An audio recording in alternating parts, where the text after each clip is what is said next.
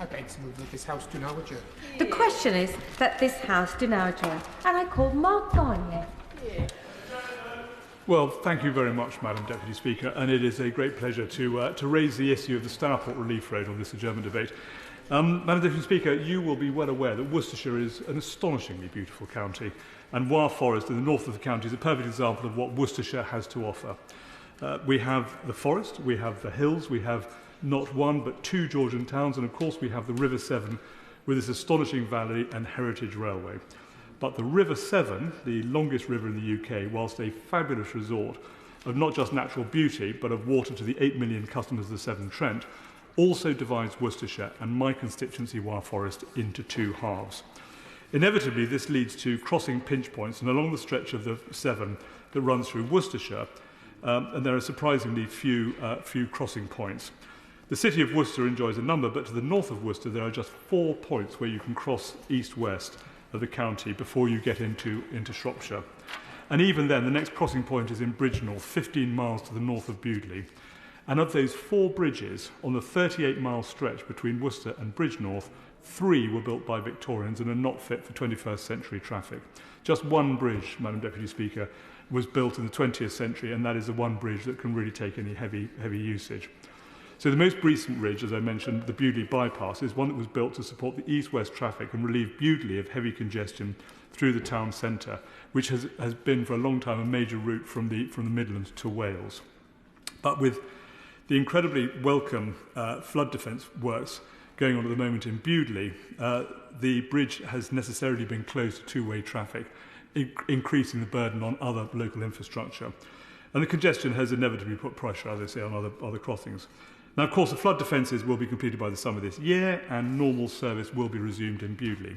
But the problems remind us of why, 4 or 5 decades ago, proposals were put forward for a relief road for the town of Stourport-on-Severn, just to the south of Bewdley.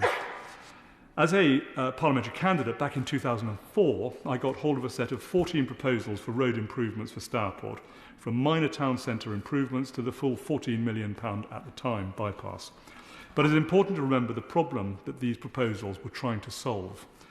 Stourport is a complicated town centre with a one-way system that everybody accepts is far from ideal. It is trying hard, and by the way succeeding, in being a tourist destination town, attracting a lot of people from Birmingham. Yet because of its location and layout, many of the cars in the town centre are there not to be in Stourport, but are in Stourport to be on their way to somewhere else. And it's important to remember that this stretch of the River Severn in Wyre Forest has a denser population than the wider rural community, with 102,000 people living in the 3 towns of Stourport, Bewdley and Kidderminster. And it is, as I say, an incredibly important sort of conurbation within Worcestershire. So looking at the 14 proposals that I previously mentioned, the most ambitious proposal for Stourport was the most popular at the time. It proposes taking a road from the busy Stourport to Kidderminster dual carriageway, running it around the town to the south of the town, using existing roads that were at the time designed to take the Stourport Relief Road, using old railway track that had been closed under the beaching reforms, and then crossing the River Severn, heading west, and landing in the Cricket Club before continuing its semicircular route to join the A451 to Dunley, and then heads off to the western part of Worcestershire and then on to Wales, again providing a major route to Wales. But Madam Deputy Speaker, this was a popular proposal, and it was signalled for further investigation and development. But back in 2010, the Cricket Club was looking for Sport England support, but was unable to secure that support due to planning blight. The prospect that at any time it may find itself bisected by the new Stourport Relief Road. So the proposals were shelved at the time, although it's never sort of disappeared. They weren't moved on. But since then, Madam Deputy Speaker, the Stourport Relief Road has been talked about as a lost opportunity, a myth, a piece of cultural history that a few people remember. So what has changed? What has happened since then? Why is this now something that needs reviving? I mentioned earlier the flood defence works that have temporarily brought extra pressure on Wyre Forest River crossings, but that, as I say, will be resolved in the summer. But the local population is due to increase quite significantly. Wyre Forest District Council recently published its local plan under which nearly 5,000 homes will be built across the district. Around 1,400 of those will be in Stourport, and this will inevitably increase pressure on local infrastructure. That's an 11% increase in housing stock across the district and a 13% increase in Stourport itself. But the problems are more profound. To the west of Stourport, directly adjacent to the Stourport suburb of Arley Kings, is an area of actual rather nice beauty known as the Snipes. This is right up against Stourport, but it is in Malvern Hills District Council's area. Malvern Hills Council is a multi-party coalition and has failed to come up with a local housing plan. Yes, by all means. Madam Speaker, can I commend the Honourable Gentleman for Rye Forest for bringing this forward? I spoke to him beforehand to get his thoughts in relation to what he's applying for and what he's asking for. He's asking for what I've asked for in my town of Ballynahinch in Sandford. It's a bypass to bypass the town so that the small towns aren't decimated by through traffic. We've been waiting for almost 2 decades for that as well. Does he agree we need to ensure that government understands that the investment in these roads will bring regeneration to small towns and can very well be a rising tide that will lift all boats in these cases? My honourable friend, the member for Strangford, is absolutely right, and he hits the nail on the head. If you want to, and I will be addressing these points a little bit later in my speech, but if you want to generate economic growth, you need to build the infrastructure first. The growth will follow. But coming back to Stourport and what's going on in the Snipes in just over in Malvern Hills District Councillors, a number of developers put in an application to build 500 to 1,000 houses. These were met with absolute disdain by Malvern Hills District Council, Wyre Forest District Council, local parish councils, the town council, me, my honourable friend, the member for West Worcestershire. We all rejected this. But when they went to appeal, the planning inspectorate ruled that Malvern Hills District Council had an unmet planning demand and accordingly granted planning permission against the wishes of literally everybody. So through quirk of geography, local government boundaries and poor management by politicians in Malvern Hills, Stourport will see hundreds, if not thousands, more homes relying on the Stourport town centre and facilities, but coming from outside the district. And it gets even worse than that, Madam Deputy Speaker. The Secretary of State for Housing Communities and Local Government has told us that we are in Wyre Forest to build an extra 617 new homes every year for the next 5 years, putting yet more burdens on the local infrastructure, and that's just Wyre Forest.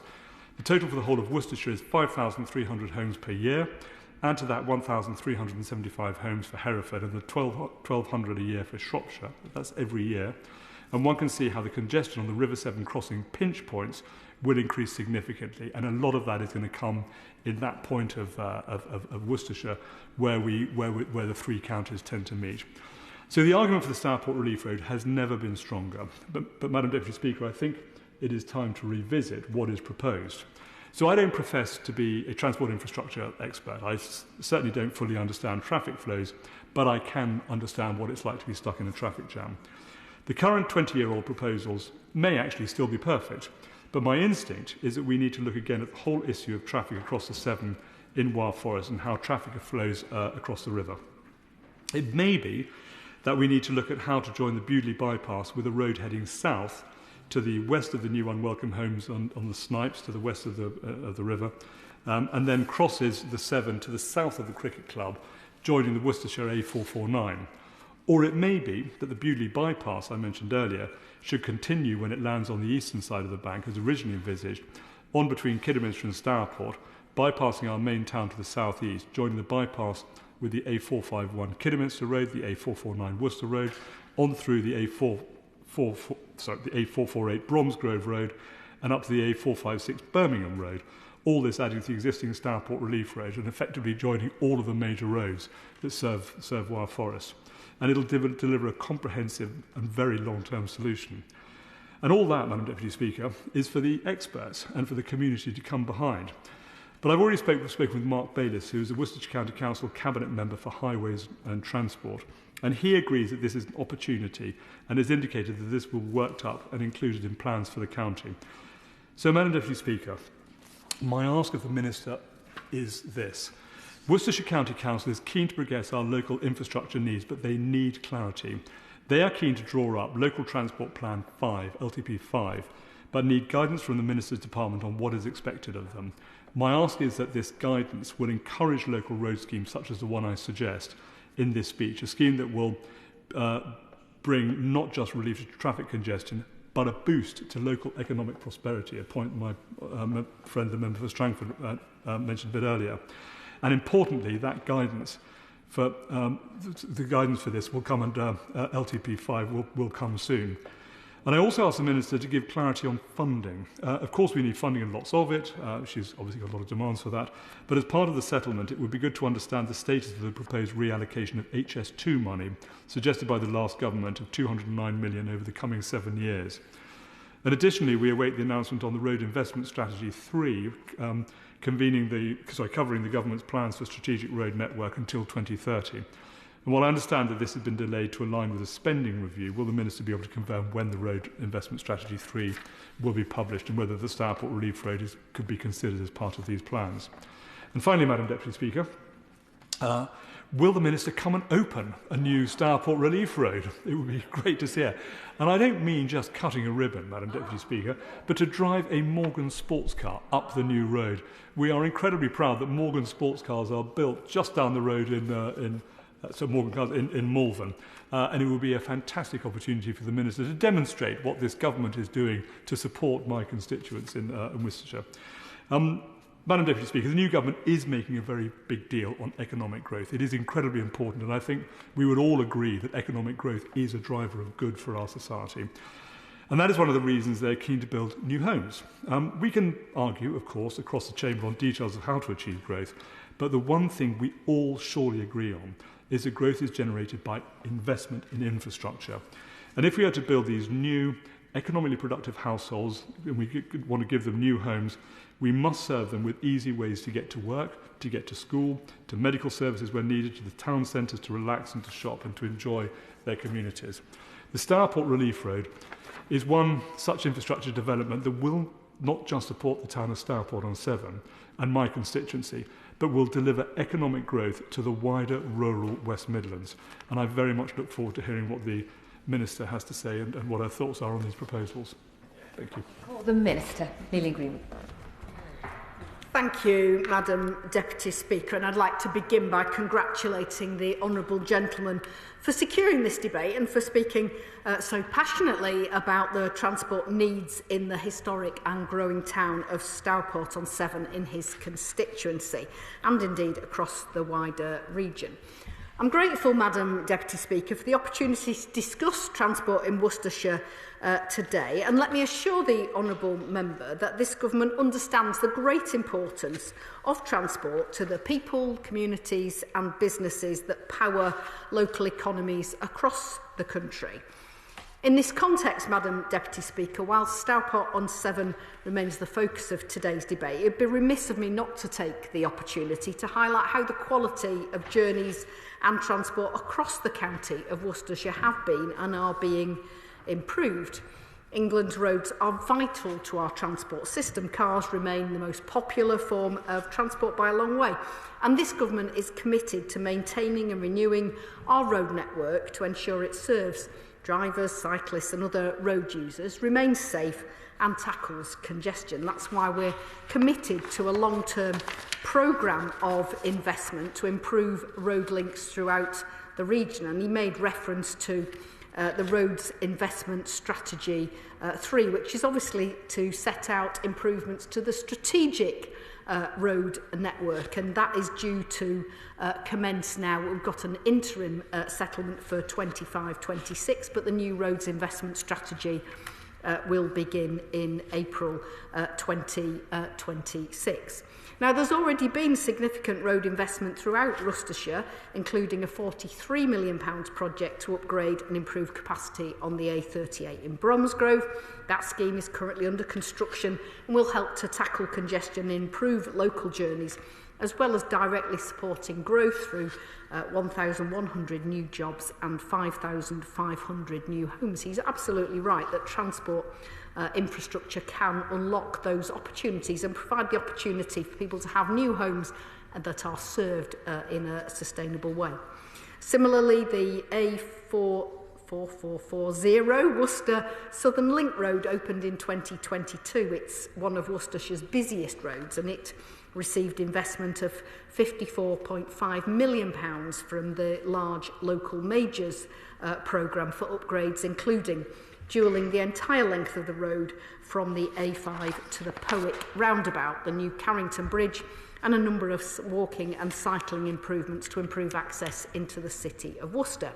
And that road again has reduced journey times, helping keep unnecessary traffic out of the city centre and helping to drive economic growth in the region by improving access to and from the M5, as well as to the newly opened Worcestershire Parkway station. And there's other examples like the Pershore Northern Link Road, although I appreciate that's perhaps some way from Stourport.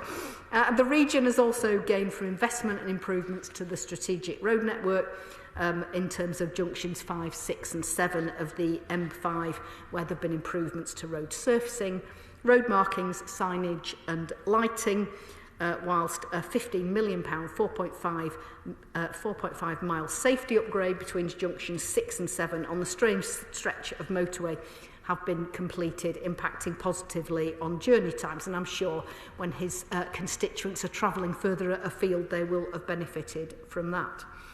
Now, as honourable members will be aware, potholes are an all too visible reminder of the last government's failure to invest in our local road networks. This government is committed to ensuring that investment is provided to make sure that our roads facilitate growth and the development the nation needs, and that's why local areas, including Worcestershire, will benefit from the £500 million increase in road maintenance budgets for 25-26. That marks a 50% increase in funding, with almost £1.6 billion allocated to maintain and renew England's roads. And the allocation from the autumn budget for Worcestershire is a total of £29.5 million for the coming financial year to maintain and improve their network. And hopefully his constituents in Wyre Forest will see that benefit. Now, of course, it isn't just about roads, it's about railways as well. England's railways should be a source of pride. We're the country that created the railways. They're an iconic part of our heritage and have played an essential role in enabling people to see our country, spend time with loved ones and seize economic opportunities for more than 2 centuries, although I appreciate that Stourport was built on the canals rather than the railways. The new Worcestershire Parkway station in the heart of the county opened in 2020, and that's significantly improved connectivity and journey times to major centres, successfully opening Worcestershire up to the whole country. It's a major success story for the region. Usage is far exceeding forecasts, and more than 10,000 homes are planned for the area. It's a really good example of how well planned integrated travel can drive regional growth and help deliver the homes Britain so desperately needs and provide that transport in a very sustainable way. And I know that Kidderminster railway station in his constituency benefited from a total of £4.3 million growth deal funding. That work was completed in 2020 and has improved interchange facilities, providing better transport links for Kidderminster and the surrounding areas. Of course, as we look at tackling some of the issues that he raised, like congestion, it isn't just about building more infrastructure, it's also about changing the way that people travel. And buses remain the most used form of public transport across the country, but under the current system, vital services have been slashed and there's little accountability to passengers. So compared to 2010, 300 million fewer miles were driven by buses in 2024 in England, and the transformative work that this government is doing will turn the tide by giving communities the opportunity to control local bus services and have a real say in building local bus networks that work for them. And following the budget, we've allocated funding of £9.3 million for Worcestershire in the coming year to support and improve local bus services. And alongside investments for drivers and public transport users, this government is also deeply committed to improving the experience of people who choose to walk or cycle. We've got local cycling and walking infrastructure plans which allow local authorities to take a long-term approach when developing their networks. And I know that Worcestershire County Council is currently in the process of developing 8 of these plans for Evesham, Redditch, Wyre Forest, Droitwich Spa, Malvern, Pershore, Bromsgrove and Worcester, all of which will help to reduce journeys by other forms of transport, improve health and well-being, reduce congestion and improve air quality across the county. Now, I do want to turn to the very specific issue of a relief road in Stourport. The town of Stourport-on-Severn has had an important part in the nation's industrial and cultural history, dating back to 1768, which I think it was the canals that really got it going. And I do acknowledge and fully understand the difficult challenges that congestion and uncertain journey times on key routes may cause to businesses and commuters in a growing and popular town such as Stourport, particularly perhaps in the summer months, as I know it's a place that people like to visit and a tourist destination. And I also understand the potential impact this may have on growth and investment and employment in the area.